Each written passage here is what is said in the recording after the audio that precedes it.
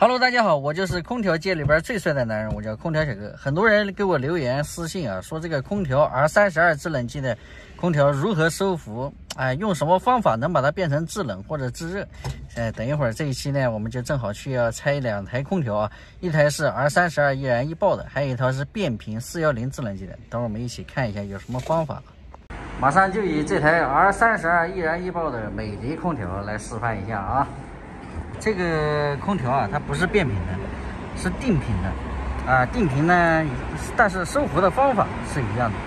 稍等一下啊，我们这个定频有定频的办法，变频呢有变频的办法。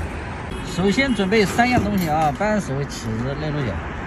定频的最简单啊，找准里边这个线啊，找准这根4通阀的线啊，这个是零线，要找准这个4通阀的线，把这根线给它下掉。4通阀不通电，外机就是制冷状态啊，室内直接打制热就 OK 了。这种好，开，好，外机启动了，摸一下管子凉不凉？凉了。凉了以后，第一步啊，先关细的，等个20秒到30秒，再关这个粗的。因为在制冷状态啊，它这个粗管子它是回气，就是细管子这样去出来，然后这个粗管子它又回去，所以我们把这个阀门关掉以后呢，它这个管道里所有的制冷剂就能通过这个粗管子啊吸收到压缩机里面，所以收服非常的简单啊。还有大概10秒钟，等一下。上面的线尤为重要啊，可不能拔错，只有定频的才可以这样拔啊。变频的呢也可以拔4通阀，但是比较麻烦。好，现在时间到了，我们把这个粗管子关起来，一定要关牢关紧啊。好，拔电，打除湿。这边这一台是变频的格力的 R410制冷剂的啊，收服方法也是非常简单。这种呢，你拔4通阀你就拔不起来了。你要想拔4通阀，你就要把这个盖子打开，从它那个主板上面。然后今天由于天气比较热，我们可以打除湿啊，打除湿或者可以强制制冷。有的它是那个应急开关，按住10秒以上，就是一直按着，它就会强制制冷啊。像这种变频空调都有一个强制制冷的方法，或者天气热的话，可以直接打开的那个除湿啊，除湿模式它也是制冷。小哥还是那句话啊。我们拆空调非常的简单，收服也非常的简单，但是我还是不建议大家自己去操作啊。为什么呢？因为拆这个空调，首先第一点是安全。为什么呢？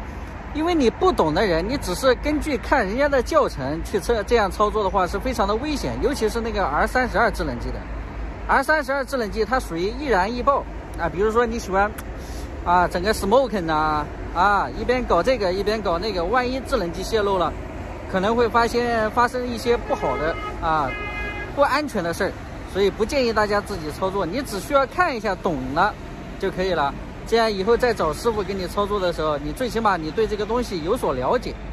所以还是那句话啊，非专业人士请勿模仿，千万不要尝试的自己去操作，尤其是安全第一啊，不要为那省那80、100的。我们想让空调制冷。有很多种方式啊，比如说室内机用手抓住它的温空气，或者那个应急开关长按10秒啊，还有一种方法就是拔4通阀啊。这3种方法是最为常见也是最常用的。定频空调拔4通阀的概率是非常高的，因为它好拔。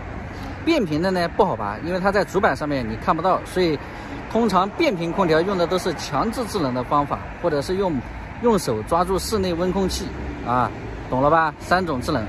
这410的也是一样啊，都是一样的。把这个细管子的阀门先把它关起来。博师傅在室内开的是除湿模式啊，除湿模式它也是制冷。让我们稍等一下，由于这台管子比较长，等个40秒到1分钟啊，这台管子加长了3、4秒。好了，时间到了，还是同样的。哎呦，快！这个离这么近，把这个粗管子关起来。哎呦，快，这个阀门怎么这么紧的了？哎呀，我的妈呀！哎呀，哎呀，哎呀！好了，关机，关机，好了。这个变频空调建议是先关机后断电啊，关机以后外机整个停止了以后再断电。空调两台都拆下来了啊，一台美的，一台格力啊。格力呢，它是变频410的，美的它是这个 R32易燃易爆的。32易燃易爆的通常都会旁边会有一个标志啊，看一眼就知道了。还是那句话啊，非专业人士请勿模仿。这一期的那个智能机回收呢，我们就分享到这里，行吧？本期视频就到这里啊，喜欢的记得点个关注，我们下一期再见，拜拜。